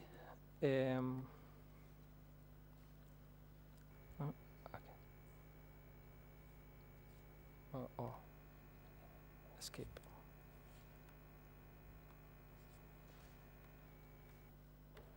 Okay. Hay dos formas de equilibrar el sistema. Una es teniendo una red muy bien organizada y otra es teniendo unos equilibrados locales con estos sistemas de almacenamiento. La primera, que supone pues, una optimización y una regulación muy complejas y, por lo tanto, pues, dan oportunidad al desarrollo de las medidas de compensación local. CENER ha estado trabajando en el diseño y desarrollo de sistemas de microred, sobre todo para aplicaciones industriales, pero también podrían ser utilizables para aplicaciones agrícolas. Básicamente, la microred es exactamente igual que la red general, con diferentes tipos de generación, control de los consumos, y se caracteriza por tener algunos tipos de almacenamiento. Bueno, simplemente les muestro unas imágenes de lo que son la microred que hemos montado, donde tenemos energía solar, energía eólica, almacenamientos en baterías electroquímicas y algunos tipos de generación convencional como diésel y gas. La idea es tener todo esto controlado por un sistema supervisor que optimiza en cada momento el uso de la tecnología más eficiente, tanto desde el punto de vista energético como económico.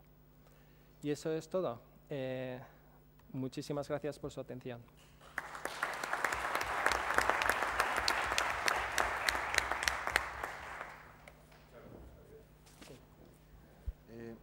Yo creo que está planteada ya varias opciones, en este caso Javier, redes, balance neto, empiezan a aparecer las palabras clave y creo que pasamos ahora a la parte que quizás pueda darle sentido a todo, que es el marco jurídico, en el cual pues Francisco Delgado tiene la palabra.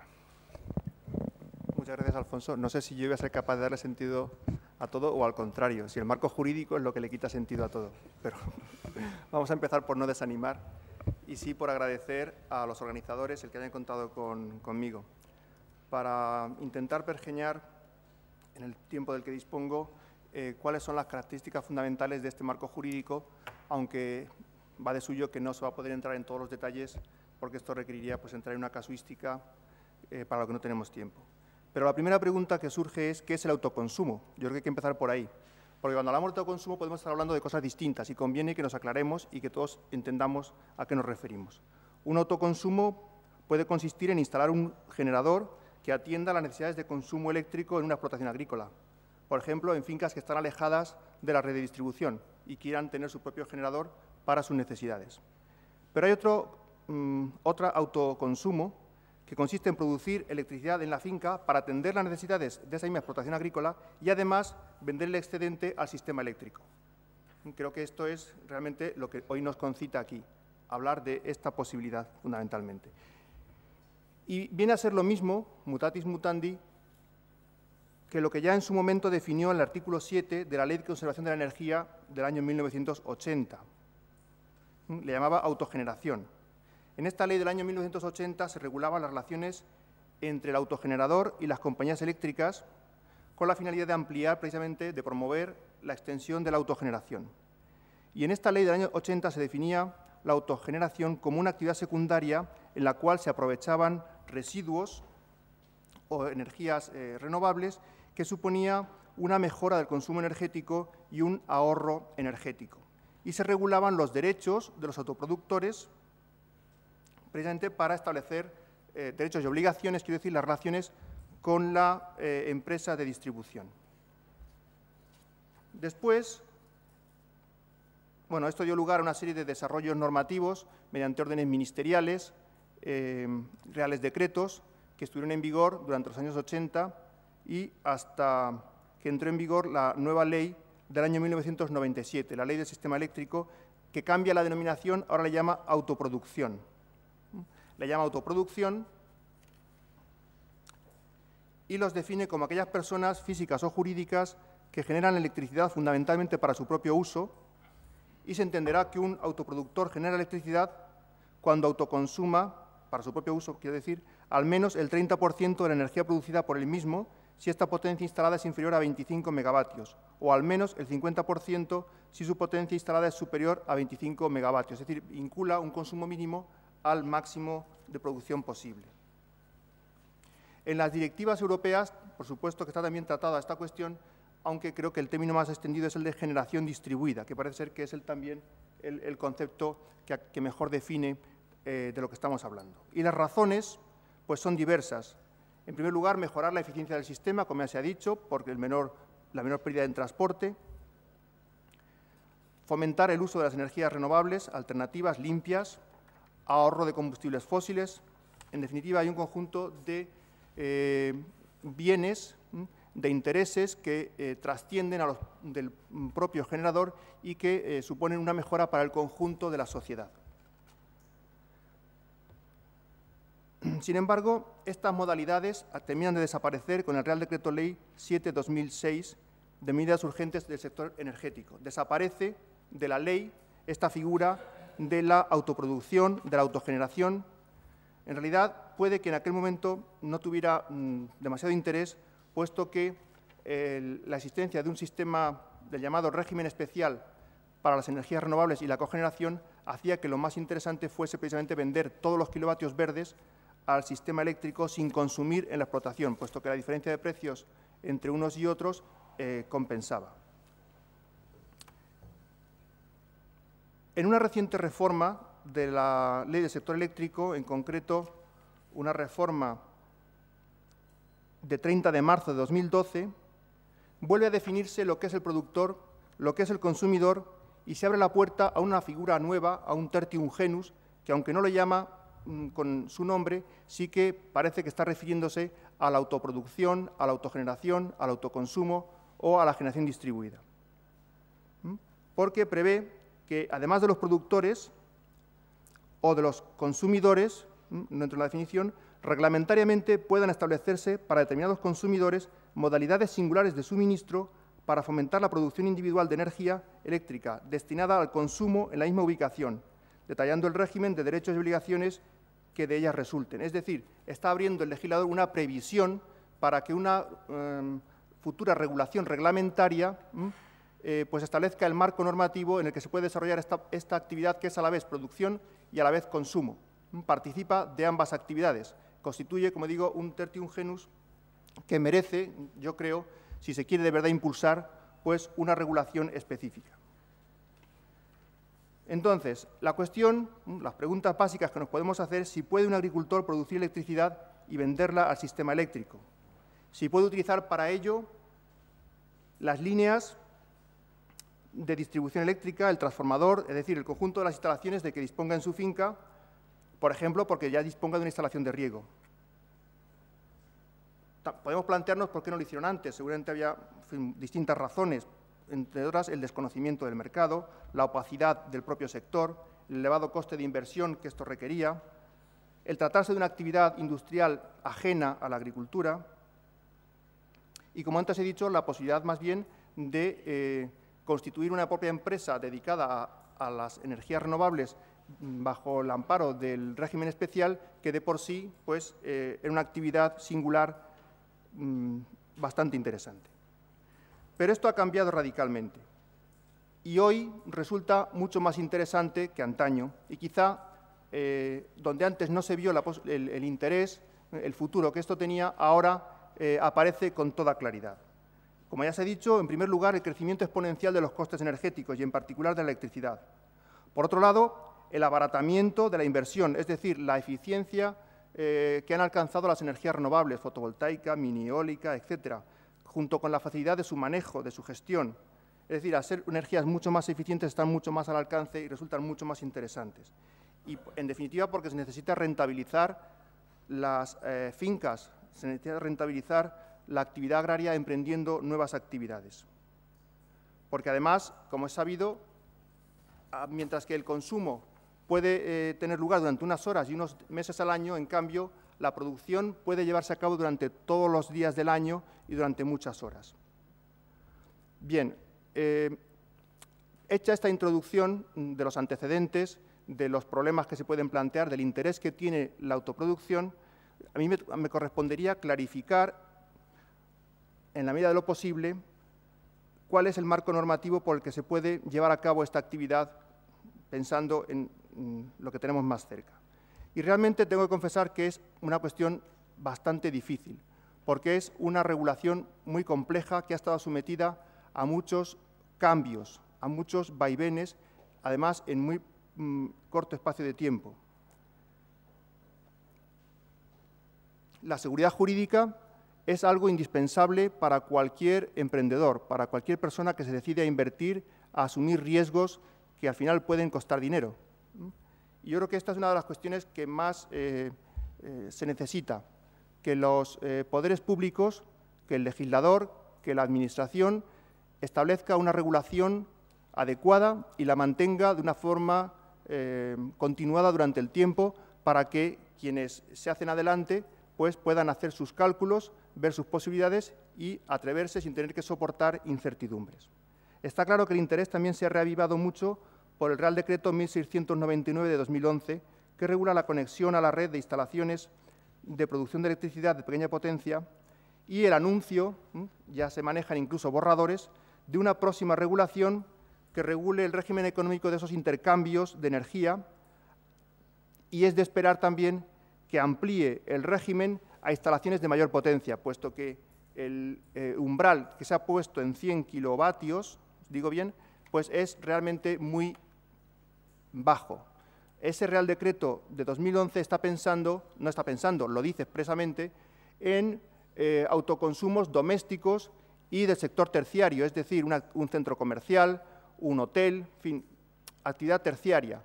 No está pensando, no está diseñado ese Real Decreto para las capacidades, para las potencialidades que tiene, por ejemplo, una finca de regadío en nuestra provincia, que son mucho mayores.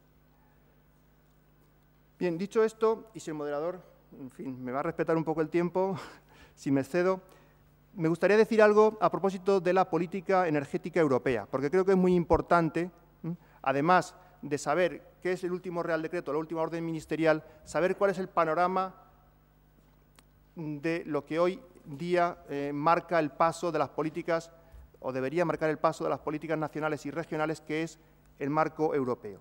Pues bien, la política energética europea, y de renovables en particular, empezó a desarrollarse hace ya muchos años, más de 30, al amparo de las políticas de medio ambiente, del mercado interior, de las redes transeuropeas, con el fin de dar a Europa una seguridad en el abastecimiento de energía, procurar la sostenibilidad ambiental, es decir, la reducción del CO2, del cambio climático, y una competitividad económica, es decir, que el sector eléctrico fuese competitivo, pero también quienes consumen la electricidad y la necesitan para sus actividades económicas o domésticas.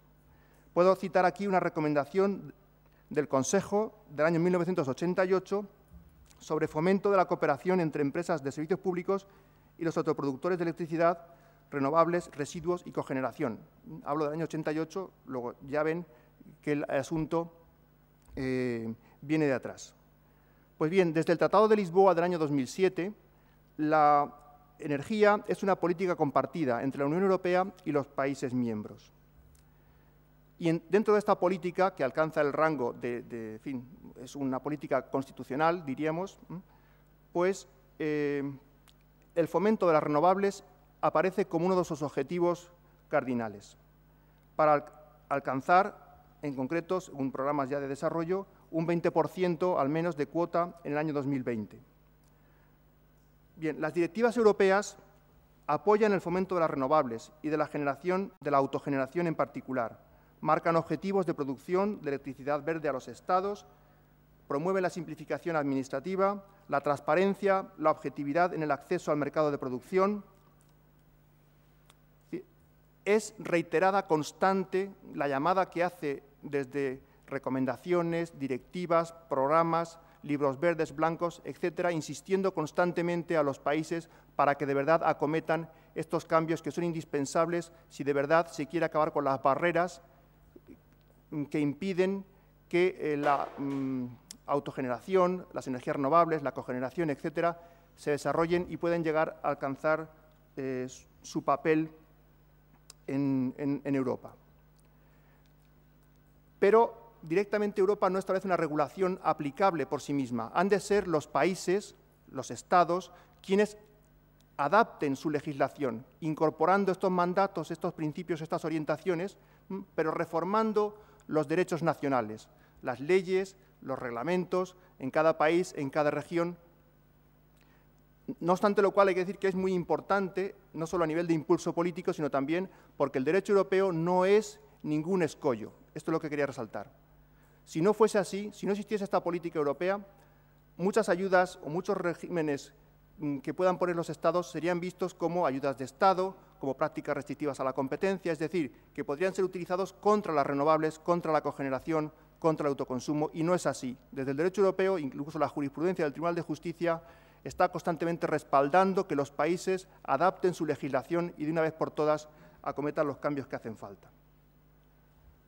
Bueno, podría citar las directivas del año 2009, pero, en fin, hoy en día creo que no es difícil para cualquiera que esté interesado hacerse, si quiere consultarlas, cuáles son las directivas que regulan el mercado interior de la electricidad y, en concreto, el fomento de las energías renovables o de la cogeneración. Y paso ya, porque se acerca el tiempo, a decir algunas ideas sobre el marco normativo español vigente en la actualidad.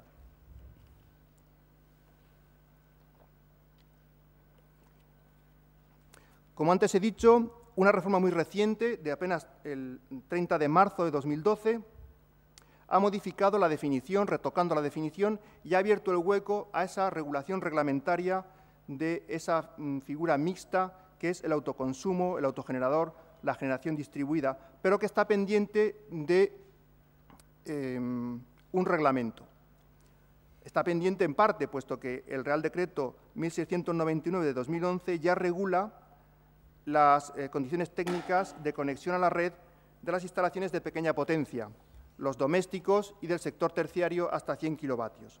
Entonces, ¿qué ocurre con el resto? ¿Qué ocurre con aquellos como, por ejemplo, los agricultores de regadío que podrían, sí, efectivamente, llegar hasta eso, pero que pueden aspirar a mucho más? Pues, mientras llega ese Real Decreto que está en elaboración y si finalmente nos ofrece el marco que esperamos, tenemos que, o yo por lo menos tengo que explicar a día de hoy cuáles son las alternativas. A día de hoy tenemos, por una parte, la posibilidad de producir bajo el régimen ordinario, es decir, utilizando combustibles fósiles, por ejemplo, para lo cual pues hay un Real Decreto 1955 del año 2000, donde están reguladas las actividades, entre otras, de producción, transporte, comercialización, etcétera, cómo obtener las licencias, las autorizaciones administrativas para poder producir electricidad utilizando gasoil o cualquier otro. Pero también está en vigor el Real Decreto 661 del año 2007, que es el régimen especial, que permite la venta total o parcial de la energía producida, con biomasa, cogeneración, fotovoltaica, eólica, etcétera. Yo creo que el régimen especial que está en vigor puede ser interesante. Yo no sabría decirlo hasta qué punto, porque es cuestión de hacer números. En este sentido hay que dejarse llevar por un profesional que conozca el funcionamiento de las máquinas, que sepa poner números, hacer las cuentas, las previsiones, las tablas, etcétera, de amortización y demás. Pero lo que sí puedo decir es que desde el punto de vista jurídico, pues el régimen especial es verdad que ya no disfruta de la tarifa retribuida especial, el precio político que garantizaba durante un largo periodo de tiempo unos retornos por energía producida. No existe la tarifa garantizada, por tanto el precio de la energía podrá ser vendido a precio de mercado. Pero no obstante, es interesante reparar en en los derechos o en las ventajas que ofrece. Por ejemplo, el derecho prioritario de evacuación y de conexión a la red de toda la energía producida. Es decir, que el que produce con energía renovable sigue teniendo derecho a conectar, a utilizar la red de transporte y distribución para verter toda la energía que produzca o que quiera vender, descontando la que ha consumido en su propia explotación. Por supuesto que tiene que cumplir con obligaciones, las normas de seguridad, normas técnicas, facilitar información, pagar los costes de conexión, peajes de evacuación, etcétera.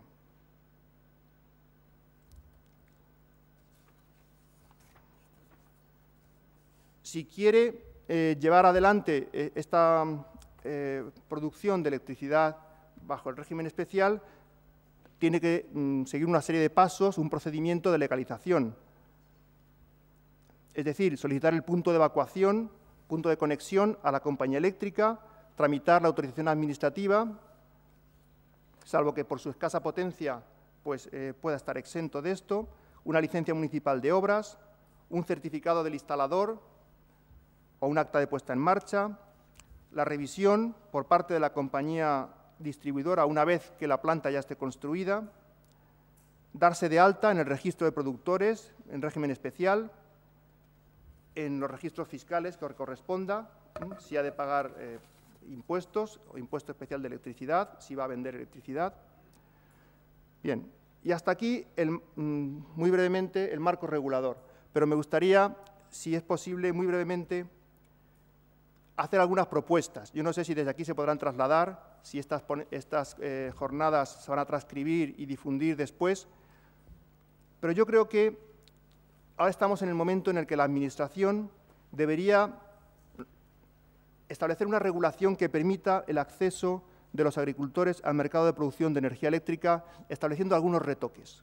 No se trata de hacer una gran revolución, pero sí eliminar aquellas barreras que lo impiden o que lo dificultan innecesariamente. ¿Por qué? Pues porque creo que precisamente esta es la labor de los poderes públicos, garantizar el interés general, es decir, hacer que prevalezcan los intereses generales sobre los intereses establecidos. Y qué duda cabe que el desarrollo de la autogeneración puede servir para reactivar la economía. No es menester insistir ahora en la necesidad que tenemos de reactivar la economía. Mejorar la competitividad de la agricultura y la sostenibilidad medioambiental, que sigue siendo un compromiso de este país como lo es de toda la Unión Europea. Entonces, ¿de qué se trata? Pues se trata sencillamente de dar seguridad a las relaciones jurídicas entre las compañías distribuidoras y las empresas productoras, empresas agrícolas que puedan producir electricidad. Y, en fin, lo que yo voy a decir ahora no es algo que haya descubierto por mí mismo, es que está por escrito, les digo reiteradamente, en los documentos, planes, programas, directivas europeas, etc. ¿Qué hay que hacer? Pues perseverar en algo que está todavía muy lejos de haberse conseguido, que es la simplificación y agilización de los procedimientos de autorización. No puede ser que los procedimientos de autorización constituyan una auténtica trampa que haga que se pierdan por el camino estos proyectos. Por ejemplo, se podría facilitar, mediante la legislación autonómica, la tramitación conjunta de las licencias urbanísticas e industriales, calificación urbanística, etc. Después, corresponde a la Administración garantizar la total transparencia y objetividad en la obtención del punto de conexión y evacuación de la energía a la red de distribución, impidiendo las prácticas ocultistas y obstruccionistas por parte de las empresas gestoras de las redes, que siendo dueñas, sin embargo, no las operan a título de dueños, son meros gestores. Y, por tanto, tienen que someter sus intereses particulares a los del conjunto de la política energética del país. Se debe autorizar la evacuación de la energía producida a través de las redes existentes en las fincas de regadío hasta la máxima potencia que técnicamente permitan. Y, en su caso, que la energía consumida en la finca sea compensada. Es este sistema de los balances, del balance neto, de modo que el agricultor pueda descontar de su factura toda aquella energía que ha sido capaz de producir y de devolver al sistema. También me parece importante que se reduzcan los avales completamente abusivos que para algunas tecnologías, como por ejemplo es la fotovoltaica, existen actualmente. Carece totalmente de sentido esos avales abusivos, teniendo en cuenta además cómo está el mercado financiero y la dificultad de conseguirlos, porque solamente contribuyen a encarecer el coste de la energía. Solamente contribuyen a eso, con lo cual al final están penalizando y suponiendo una rémora para el buen funcionamiento, el funcionamiento eficiente de todo este sistema. Y nada más. Muchas gracias y perdón por el abuso del tiempo.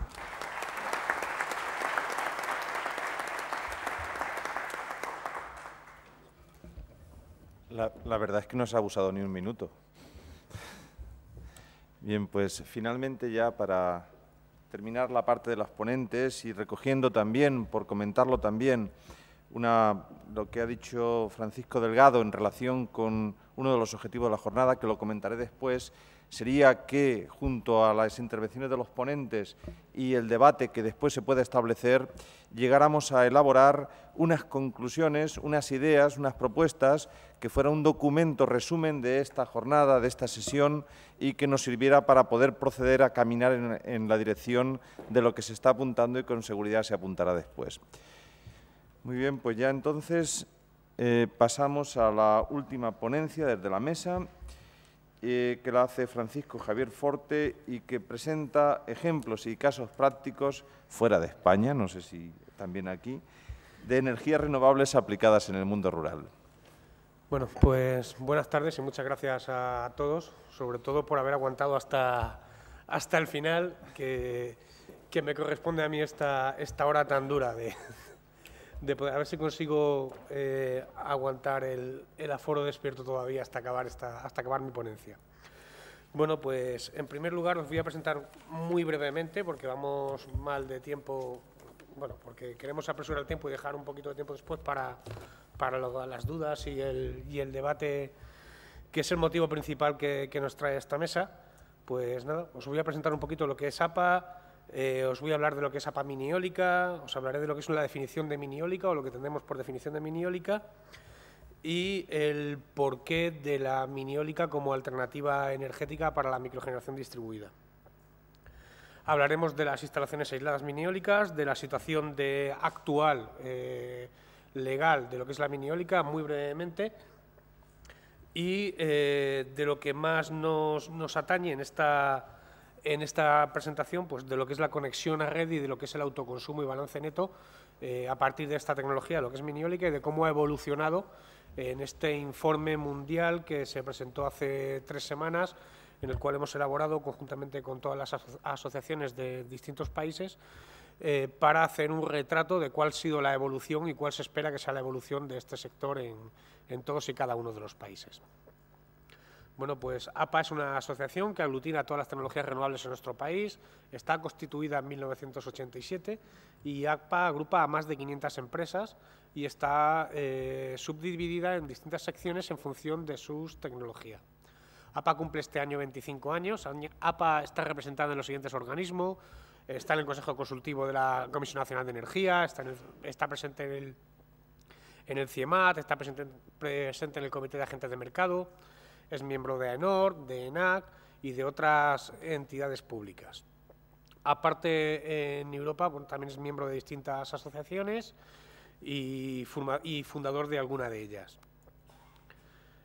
Brinda asesoramiento legal a los asociados, los mantiene informados de las noticias del sector, y etcétera, etcétera, como la gran mayoría de las asociaciones y como es y nos hace de interlocutor con las administraciones del Estado.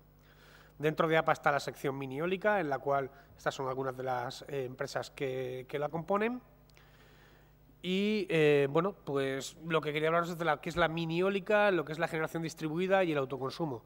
Todo está claro que desde el año 2004, 2005, todos y cada uno de los países intentamos, o tienen unos más que otros menos, un empuje o una intención claramente demostrada de migrar hacia un modelo de microgeneración distribuida e ir abortando estos grandes proyectos o esta idea que teníamos de las macrogeneraciones, las centrales y demás. O sea, todos queremos ir a migrar a un proyecto de una red o de una microred o de el Internet energético, que llamo yo. O sea, muchos generadores de muy poquita potencia, interconectados con grandes generadores y de manera muy atomizada y muy distribuida.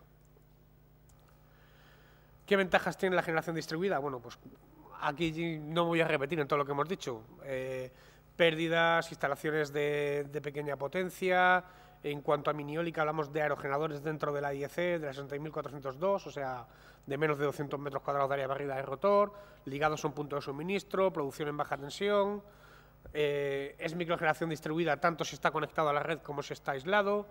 Produce energía limpia, autóctona, permite ser independientes de las fluctuaciones. Y aquí hago un incentivo, o sea, aquí hago un receso. Paco al principio de las jornadas comentaba que de los agricultores un tercio de sus proveedores, o sea, un tercio de su coste real era energía. Bueno, si yo soy agricultor y consigo producirme mi propia energía, estoy bloqueando ese coste. O sea, no es que me vaya a salir gratis, pero ya conozco el precio de esa generación de energía porque es la amortización de esa misma instalación. Y por lo tanto ya estoy aislado de las fluctuaciones de precio que tenga la energía. Cosa que ahora mismo nos da tantas sorpresas, o sea, como entre otras la de esta semana, por ejemplo. O sea, que es un buen motivo para intentar migrar a este modelo de microgeneración distribuida y de que cada uno intenta producir parte de la energía, si no toda parte de la energía que consume. ¿Qué ventaja tiene la mini-eólica respecto a esto? ¿Qué terreno tiene ganado? Pues bueno, que como es una tecnología que viene de la microgeneración distribuida de sistemas aislados, o sea, nadie cuestiona si es o no rentable montar en un sistema aislado una mini-eólica, es rentable y es complementario con otras tecnologías como pueda ser una fotovoltaica, un grupo diésel, una biomasa, perfectamente. En un sistema aislado una mini-eólica es totalmente rentable. Por lo tanto, es rentable en un sistema de microgeneración distribuida. ¿Por qué? Porque están diseñadas, están paridas, están creadas y se han mantenido durante todos estos años diseñadas para establecerse en sistemas aislados, para instalarlas allá y donde hace falta la energía, no en un punto de generación, no en un punto donde haya un recurso. La mini-eólica está prevista y pensada para producir energía allá donde se necesita. Por eso están diseñadas para ser máquinas robustas, para ser máquinas con muy poquito mantenimiento y para ser máquinas que rindan con unos regímenes de viento bastante bajos, para trabajar con poco recurso y con un coste relativamente bajo. No vamos a hablar de impacto ambiental, no vamos a hablar del empleo local. Bueno, sí, del empleo quizá deberíamos hablar, por la situación que traemos. Si consiguiéramos incentivar la mini-eólica como se ha hecho en otros países, bueno, estamos diciendo que podríamos crear 50 puestos de trabajo por cada megavatio instalado, como ha pasado en otros países, o 30 puestos de trabajo por cada megavatio de mini-eólica construido o exportado desde este país. Es triste pensar que en este país los pocos o muchos fabricantes de mini-eólica que hay desde hace muchos años están basando su subsistencia y amortizando todo su I+D en mercados fuera de España y no mercados nacionales. Es triste pensar que si queremos una máquina que se adecúe a las necesidades de un agricultor, de un sistema de regadío, lo tenemos muy difícil, porque no hay un mercado detrás que respalde, por lo tanto a los fabricantes no tienen un mercado que respalde un proyecto de I+D para ese tipo de máquinas y por lo tanto pues al final tenemos la pescadilla que se muerde la cola. O sea, si un agricultor quiere comprar una máquina, resulta que no encuentra máquina. El fabricante dice, no te puedo hacer la máquina porque no tengo un mercado detrás que me respalde. Y ese círculo vicioso solamente se puede romper dando un empujón por la vía del I+D o por la vía del ayuda a las primeras instalaciones o por la ayuda de por lo menos permitir que se instalen. Crear, hacer nacer ese sector. Permitiría consolidar el tejido industrial nacional, por supuesto. O sea, hay muchas empresas del sector de la automoción, fabricantes de electrodomésticos, industria auxiliar de la gran eólica, que estarían encantados y están viendo la mini eólica como diversificación de sus líneas de trabajo. Perfectamente podrían industrializar cualquier aerogenerador y provocar una bajada como la que hemos tenido en la fotovoltaica en estos últimos 4 años, perfectamente en 8 o en 10 meses industrializando un producto, porque la mini eólica actualmente el mayor problema que tiene, uno de los mayores problemas que tiene es que no está industrializada. Entonces no tiene sentido que un aerogenerador ahora mismo, como no hay un mercado, como no se están instalando tantísimas turbinas, tenga un coste que perfectamente con una industrialización adecuada, con un desarrollo del sector, permitiendo que se puedan fabricar masivamente, podríamos abaratar perfectamente las máquinas espectacularmente. Y no os voy a dar cifras porque podrían ser perfectamente desorbitadas. Bueno, pues en países en vía de desarrollo se está utilizando para instalaciones aisladas. Esto es lo que ha mantenido vivo el sector y lo ha estado manteniendo hasta hace poquitos años. Y en el mundo desarrollado, bueno, tanto en sistemas de carga de baterías para sistemas aislados como el que conocíamos todos y está más o menos olvidado, que es el sistema de bombeo directo, lo que es las aerobombas de toda la vida que se vienen utilizando ligadas a la agricultura de pequeña escala, a las huertecitas, a bombeos a pequeña profundidad y de pequeños caudales de agua. Y en el mundo desarrollado pues se vislumbra la aplicación de la mini eólica en la posibilidad de mercado a nivel mundial como microgeneración distribuida, como venta de energía a la red o como autoproducción o autoconsumo. ¿Qué vamos a decir? En un sistema aislado, la mini eólica, la fotovoltaica o cualquier renovable compite perfectamente, porque de todos es sabido que bueno, es poco rentable por parte de la mayoría del quórum que hay aquí. Sabemos todos que es poco rentable extraer agua con gasoil o extraer agua con cualquier combustible fósil, tener un grupo electrógeno para regar. Pues bueno, cuando no hay otra solución porque la red no llega al sitio, pues bueno, pues es rentable la fotovoltaica, es rentable la eólica, es rentable casi cualquier tipo antes que lo que es un combustible fósil. Hablamos de las aerobombas, lo voy a pasar bastante rápido porque bueno, todos sabemos que viene ligado al consumo agrícola, pero a pequeños caudales, a pequeñas producciones, tanto las aerobombas mecánicas como las más modernas aerobombas eléctricas con bombas sumergibles que trabajan directamente con adaptadores de impedancia que van directamente en las bombas conectadas a los aerogeneradores y tienen la ventaja respecto a las aerobombas convencionales que pueden trabajar a mayores presiones, por lo tanto a mayores profundidades, incluso presurizar el agua para después utilizar el riego por goteo o elevarla a depósitos sin tener que bombearla después para su utilización. Al igualmente son complementarios con sistemas solares fotovoltaicos, tanto con o sin acumulación en baterías. Y a lo que verdaderamente nos atañe, la energía mini eólica. ¿Cuál ha sido el desarrollo nacional? ¿Cuáles son los objetivos del PER? Bueno, pues todo pinta muy bien. Parece que nos ponen un PER encima de la mesa, en el cual nos ponen un objetivo para 2011, para 2012 de 5 megavatios, para 2013 10 megavatios, 2014 20 megavatios de mini eólica instalada. Estamos hablando de un potencial, hablando del tamaño de las instalaciones, bastante grande. Estamos hablando que tener 5 megavatios instalados en España supondría que cada ayuntamiento tuviera una pequeña instalación mini eólica de 3 o de 5 kilovatios. Ojalá pudiéramos cumplir estos objetivos del PER, ojalá la Administración ponga encima de la mesa toda la carne, ponga toda la carne en el asador y fomente que estos objetivos se lleven a cabo a la mayor brevedad posible, porque es lo que el sector necesita y es lo que necesitamos todos para poder fomentar esto. ¿Qué se ha hecho? Una directiva europea, se hizo el PANER, después del PANER se hizo el PER, después del PER salió el Real Decreto de Instalaciones de Pequeña Potencia, el 18 de noviembre, creo que fue, de 2011. En teoría debería simplificar la tramitación de instalaciones conectadas hasta 100 kilovatios. 100 kilovatios, hablamos antes de que quizá fuera poca potencia.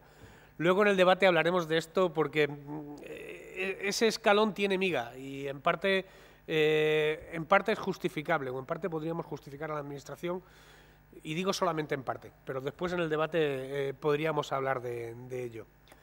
Y este Real Decreto abre la puerta al autoconsumo y al balance neto. Pero dice, bueno, en 6 meses habrá que sacar una regulación, habrá que sacar este Real Decreto, habrá que elaborar un Real Decreto. Pero dice elaborar, pero no dice que haya que publicarlo ni nada. Y por lo tanto no se ha publicado, ya han pasado los 6 meses y ahí está encima de la mesa. Elaborado está, ya se ha cumplido. Bueno, como decía anteriormente, la miniólica ha sido considerada como eólica convencional. De hecho, ahora mismo con la ley en la mano nadie sabe cómo considerarla, si como eólica convencional o como un bicho raro que está ahí conectado en la red. Se estima que hay unos 8 megavatios aproximadamente instalados en España. La gran mayoría de ellas son instalaciones aisladas. Bueno, pues venimos a la conexión a red. Leches, ¿qué pasa? Se ha abierto hemos abierto aquí la caja de Pandora. Se permite conectar en red, por supuesto en España no, porque para algunas cosas somos los primeros, para otras no. O sea, vengo a remitirme a que desde el año 2005 ya hay muchos países que ya tienen legislación. Ya veremos qué países han sido y cómo han crecido en el sector. Nosotros llevamos hablando de microgeneración distribuida, de miniólica conectada a red desde el 2003, 2002, como todos los países, pero estamos en 2012 y todavía no hemos hecho nada. Bueno, sí, hemos trabajado mucho y nos hemos peleado mucho contra la Administración, pero bueno, eso es como el que ha hablado con la pared, ¿no? Al final no ha aportado nada todavía, ¿no? En el año 2006, solamente en Estados Unidos, vamos a hablar en un principio de Estados Unidos, pues habría algo menos de 5.000 instalaciones de 5 megas instalados. Más o menos en esas fechas teníamos prácticamente la misma potencia que ellos, porque casi todos eran en aislada en España. Y sin embargo ahora nos vamos al año 2010 y leches. Tienen más de 3.200 instalaciones conectadas a red en Estados Unidos y más de 23, 24 megavatios instalados conectados a red. Y en off-grid, sin embargo, lo que estamos viendo es que la cantidad de instalaciones que se hacen en aislada con miniólica pues es decreciente, normal, pues se va electrificando más y es normal que las instalaciones pues vayan decreciendo y vaya creciendo más los sistemas de autoconsumo conectados a red. Sí que es cierto que en Estados Unidos en algunos estados tienen unos sistemas más complejos, en otros tienen otros sistemas de regulación más sencillos, en algunos es tan sencillo como el contador que anda en un sentido y en el otro, en otros simplemente te dan una prima o te pagan el kilovatio, en otros te dan una subvención a fondo perdido y el resto te compensa solamente lo que tú autoconsumas. Dependiendo del estado, tiene un sistema de regulación, unos más acertados y otros menos. No voy a hablar mucho más que lo que han hablado mis compañeros de lo que se prevé que sea el autoconsumo. El autoconsumo se pretende que sea una modalidad que no supone coste para el sistema eléctrico, y esto es claro, aunque UNESA diga lo contrario y al que pese, no supone un coste para el sistema eléctrico. Bajo mi punto de vista, bajo un informe que hizo IDAE, que contrató a 2 auditorías externas por encargo del Ministerio a finales del año pasado, no supone ningún coste para el sistema eléctrico. El que genere su propia energía es tan insolidario con el sistema como el que decida bajar el termostato de la calefacción de su casa o como el que decida poner bombillas de bajo consumo. Es exactamente igual de insolidario y hace el mismo efecto al sistema energético español que el que es eficiente con su energía. Hace el mismo daño y es igual de insolidario con los demás consumidores. Y sobre eso en el debate también podemos hablar un buen rato y argumentarlo directamente. Y bueno, es una clave imprescindible para el ahorro, reactiva la actividad económica y demás. ¿En qué consistiría el autoconsumo con energía miniólica? Pues bueno, pues está claro, ponemos un aerogenerador, conectamos a la red eléctrica o conectamos en cualquier punto dentro de nuestra instalación y o bien vendemos toda la energía o bien autoconsumimos parte de ella. Aquí hay un pequeño debate jurídico, que en teoría eso es lo que argumenta el Ministerio, que por qué estaba bloqueado todo esto. O sea, ahí tengo yo mis dudas de que, claro, en España no se puede tener una actividad de productora de energía sin tener una actividad económica. Aunque sea un pago en kilovatios, sigue siendo un pago en especias. Entonces no te podrían dejar producir más de lo que consumes, por lo tanto, bueno, pues habrá que ver, y esto es lo que falta por definir en este Real Decreto de balance neto, definir todos estos pequeños matices. Aplicaciones, polígonos industriales, empresas, instalaciones agropecuarias, por supuesto, comunidades de regantes, cómo no. Casos de éxito. Bueno, pues actualmente consolidados e industrializados existen unos 330 fabricantes distribuidos en 40 países.